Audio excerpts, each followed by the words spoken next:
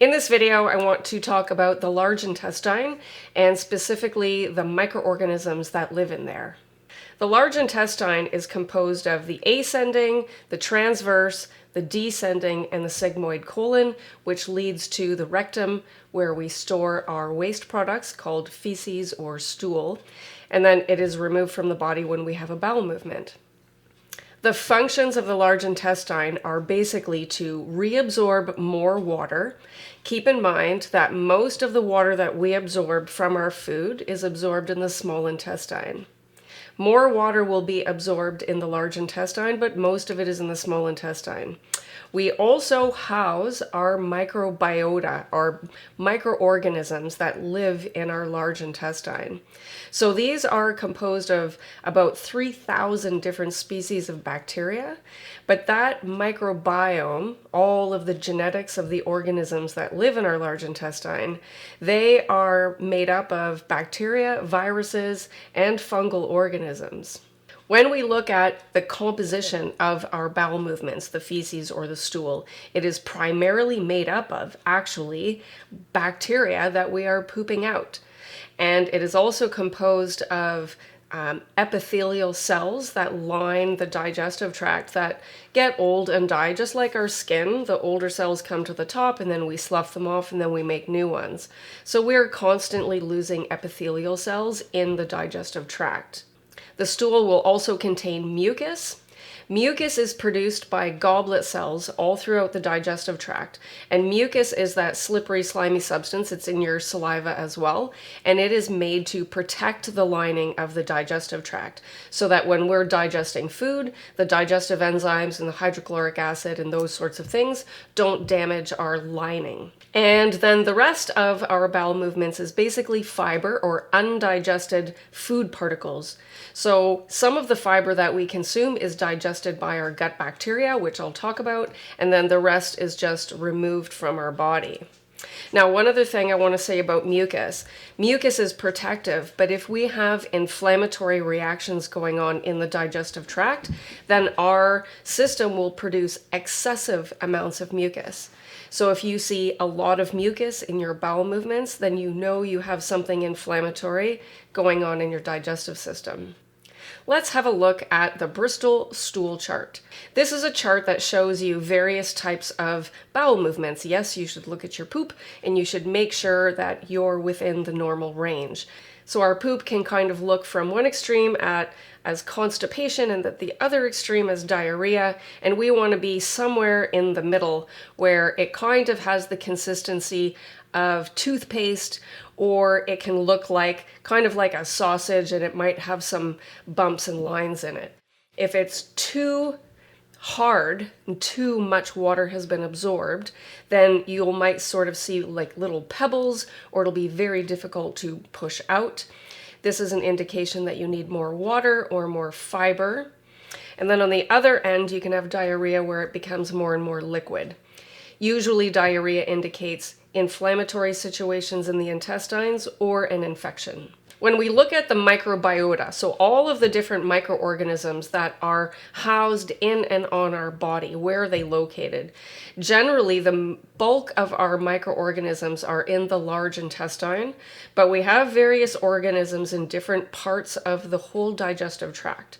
We will have microorganisms in our mouth, and then very little in the stomach, as we produce a lot of hydrochloric acid, so we kill a lot of organisms in the stomach. We will have some throughout the small intestine, but the majority in the large intestine. We generally have microorganisms all over the surface of our skin and anywhere that is connected with the external environment. So our digestive tract, our mouth to the anus, is technically considered the external environment. Okay, so when we consume food, we have to break it down, we kill pathogens, and then we absorb nutrients into the bloodstream. So the internal environment is the fluid that surrounds our cells. The internal environment has to be very specifically regulated. So we have to have the right mineral composition, hormones, water, all of the different factors that help our cells to stay alive. Whereas in the digestive tract, we can eat pickles, and, with low pH, we can eat very spicy foods or hot foods.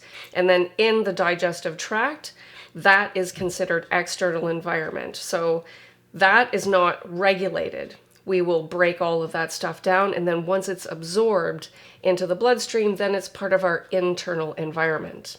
The microbiota. So, okay, think about human cells. We have about 30 trillion cells. If we think about how many microorganism cells we have about 100 trillion microorganism cells. So we're basically a home for microorganisms, right? So we have way more microorganisms in and on our body than we actually have of human cells. So these microorganisms play a huge role in our health. And I'll talk about the various functions in a minute. Colonization of our body with microorganisms begins at childbirth. So once we start moving through the vaginal canal, then we will start populating our microorganisms on our skin, and then we will swallow, and it will start to populate the digestive tract. And it takes a period of time for the various stages of development of the microbiome. So it's kind of like growing a forest. You don't just have all of a sudden, if you planted trees in a field, you don't have a forest, right? You have to allow it to have time for all of the different organisms in a forest to grow and mature and develop. So when we do something like take antibiotics to kill an infection, we can also kill our microorganisms, and then it can take a period of time to replace that and to allow it to grow back to normal. So taking probiotics for 1 week is not enough time. It takes at least 3 months to get your microbiome back to health after a course of antibiotics. And then also interesting to know is that we share microorganisms with people that we have intimate contact with. So between partners and between parents and children, we actually share microorganisms. So partners that are together for a long period of time will start to have very similar microbiomes.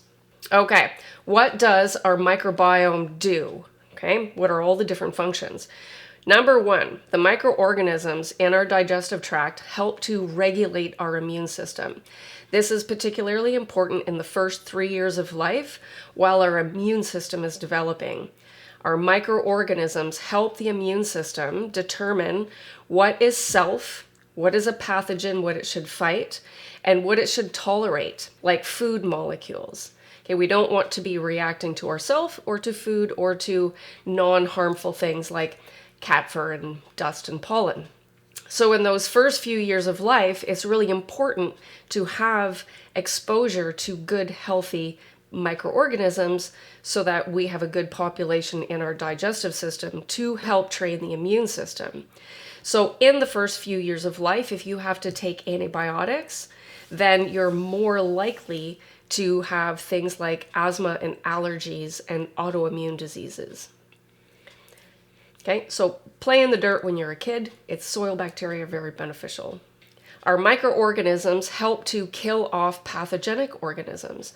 We are constantly consuming things that are not that good for us, right? So food that's a few days old is going to have organisms that could potentially make us sick.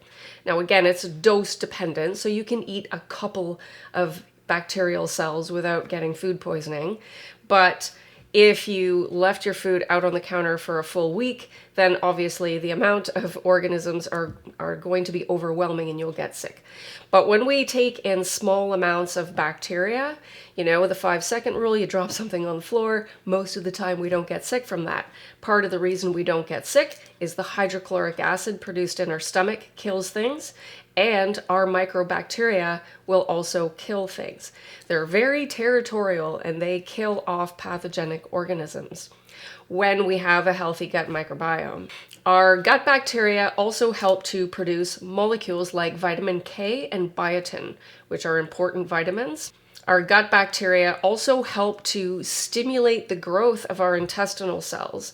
So we replace our intestinal cells throughout the digestive tract on a fairly regular basis because just like our skin, it's in contact with a lot of harsh things, and so we replace them very frequently.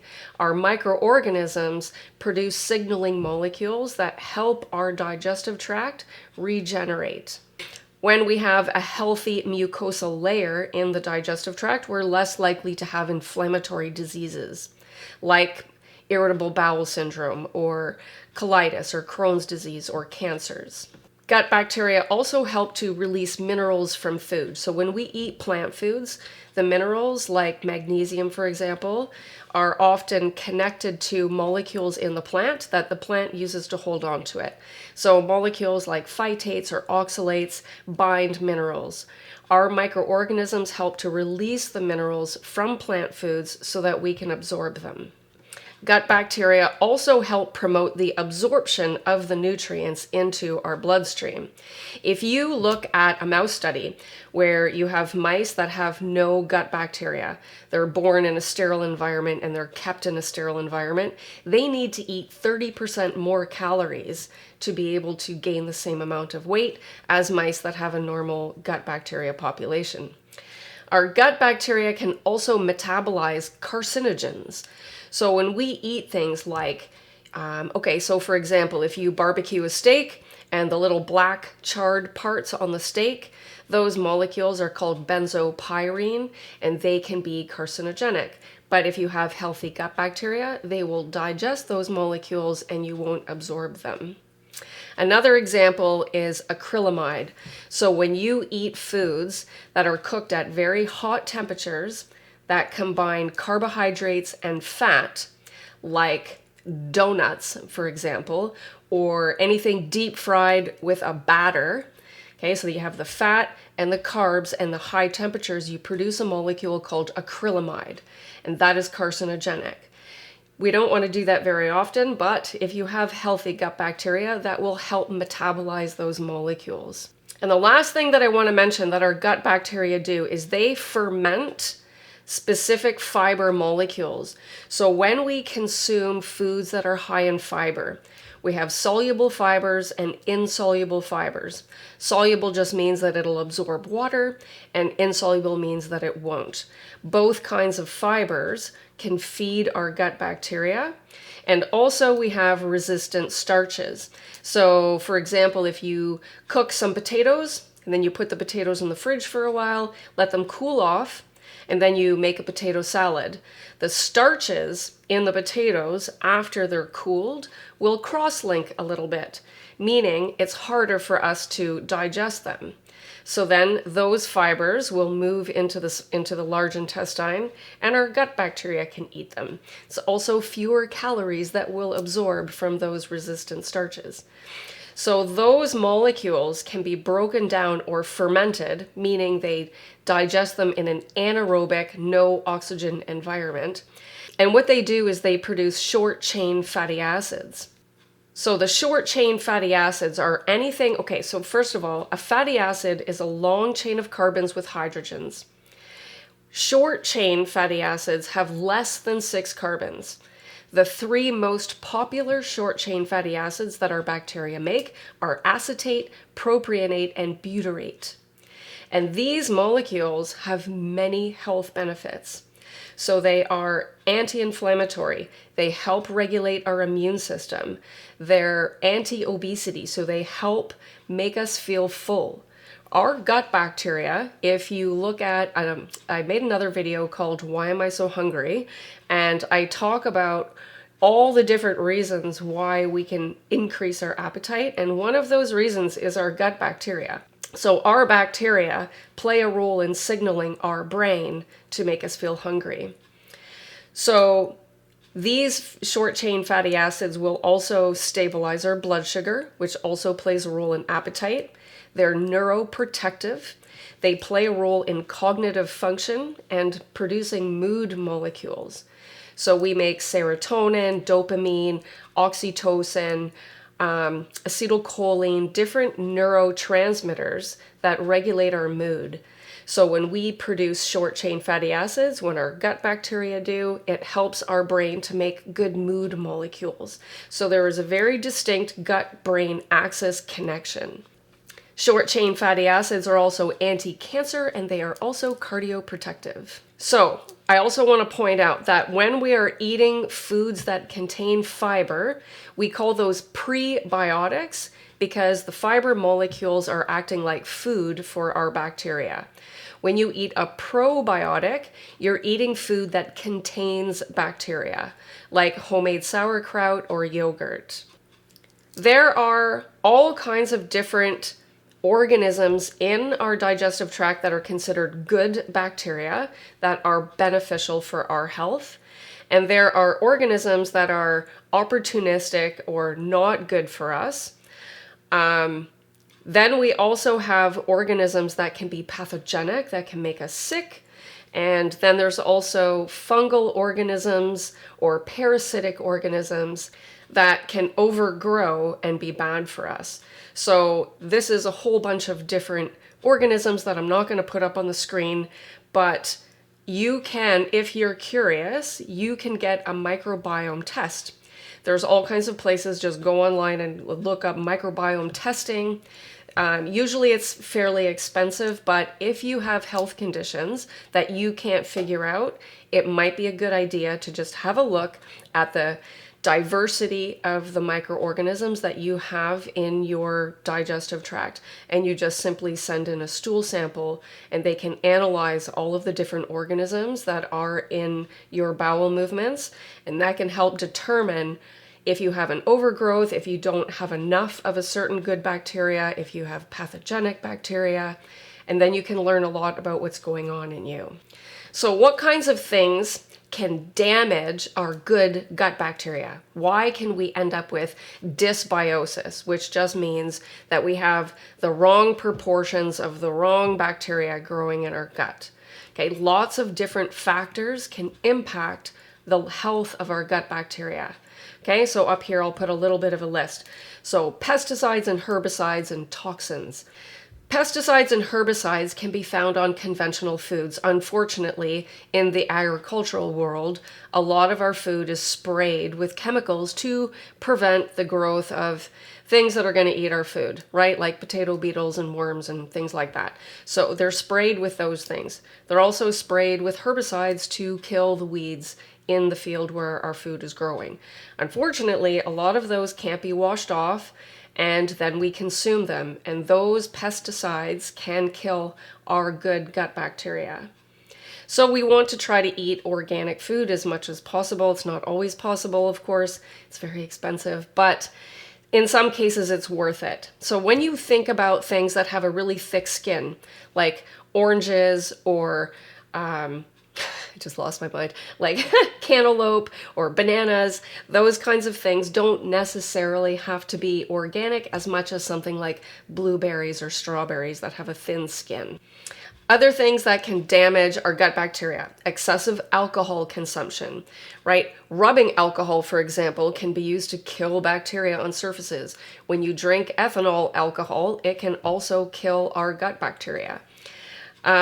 Certain kinds of medications, trans fat, too much sugar. Too much sugar is bad because it will increase the growth of fungal organisms or opportunistic organisms that like to consume sugar. And trans fat. Trans fats are inflammatory molecules. Our cells don't normally use those. You will find trans fats in things like refined processed oils, anything that is a packaged food or a processed food. They use trans fats like canola oil because then it makes it have a longer shelf life, which means it doesn't go bad. If it doesn't rot on the shelf, it's because bacteria is not eating it. If bacteria aren't eating it, then we shouldn't eat it either. So when we consume those fats, it is not good for our microorganisms, and it stimulates inflammatory reactions, which we don't want either. We want to minimize processed foods. We want to minimize foods that have preservatives. So preservative molecules are also not good for our gut bacteria. Our stress response can also affect our bacteria. When we have a lot of stress, we produce a molecule called cortisol. Cortisol stimulates the production of breaking down fats to increase blood sugar, right? And then again, the bad organisms are going to feed on the sugar. Heavy metals are not good for our gut bacteria. infectious organisms. So if we get food poisoning or if we get a norovirus, then that is going to compete with our good bacteria as well. And then also toxic chemicals in our environment, like forever chemicals and nanoplastics and all of those kinds of things. So we want to minimize the amount of toxic things, and we want to increase the amount of whole nutrients. Okay. Various diseases have been associated with dysbiosis. So irritable bowel syndrome, for example, inflammatory bowel diseases like ulcerative colitis and Crohn's disease, leaky gut syndrome, autoimmune disorders can be associated with dysbiosis. Mood conditions and cognitive dysfunction can be associated with growing the wrong organisms in our digestive tract. Skin conditions, obesity, and again, it goes back to the appetite stuff and the blood sugar and the inflammation. All of those things are always tied together. Cancers are impacted by dysbiosis, and then also fibromyalgia. So when we grow microorganisms like pathogenic or opportunistic organisms that aren't producing the short chain fatty acids and vitamins and extracting minerals and doing all those good things, they can themselves then produce toxins that can impact inflammation and cancer growth in our digestive tract. Okay, I want to make a note about Candida. So Candida albicans is one of the fungal organisms that naturally grows in our digestive tract, mostly the large intestine, also in the vagina, but it can overgrow, especially if we take antibiotics and kill off our good bacteria. So whenever there is a disproportionate growth of Candida organisms, then we can have all kinds of symptoms. So vaginal discharge and itching, to bloating and digestive upset, but then it can also actually include things like chronic fatigue and brain fog and itching in other parts of your body. So we've talked about itching before. Itching can be involved with liver dysfunction, with histamine intolerance, mast cell activation, inflammation, but it can actually also be associated with Candida infections. The most important things that will impact the overgrowth on Candida, which goes along with what I've already just said, but antibiotics, alcohol, sugar, having a weak immune system so that your immune system can't keep certain populations under control. Sometimes oral contraceptives can impact Candida growth, your stress response, and diabetes, which goes along with the high blood sugar. So if you have uncontrolled diabetes, high blood sugar, and then the stress with the cortisol increases your blood sugar, right? Those are going to increase the growth of fungal organisms. Then I want to mention small intestinal bacterial overgrowth, or SIBO. This is when we have the growth of too many bacterial organisms in the small intestine. So we have the stomach, then the small intestine, then the large intestine. The small intestine should not have very many bacterial organisms. When we have overgrowth there, then we primarily have digestive upset, indigestion, bloating, nausea when you eat, those kinds of stomach sorts of symptoms, but it can also cause diarrhea, just generally feeling unwell, and skin conditions. So if you have that sort of kind of combination of things, maybe excess gas as well, then maybe you have an overgrowth of bacteria in the small intestine. And so these are also related to some of the things that I said about Candida, but usually SIBO is more about your digestive system not functioning properly. So the liver isn't making enough bile, or the gallbladder is not releasing enough bile, or the pancreas isn't functioning properly and producing digestive enzymes. It could be that your whole digestive system is slowed down. If your digestive system is not doing everything that it's supposed to do at the rate that it's supposed to do it, and things sit in the digestive system too long, then you can overgrow bacteria in the small intestine. We don't want to do that. So there are a few things that are really cool that can help act like an antimicrobial, some natural substances. And if you have a very complex situation, you'd want to go and see a doctor or a naturopath. But just a few cool examples of things that are antimicrobial. We have our ginger root, garlic, golden seal, which is a really good supplement for SIBO. Bee pollen actually can be really beneficial because it has antimicrobial. Take it raw, okay, on a teaspoon. And oregano oil is also antimicrobial and can help control the overgrowth of bacteria in the small intestine. Now I want to mention, what is a biofilm?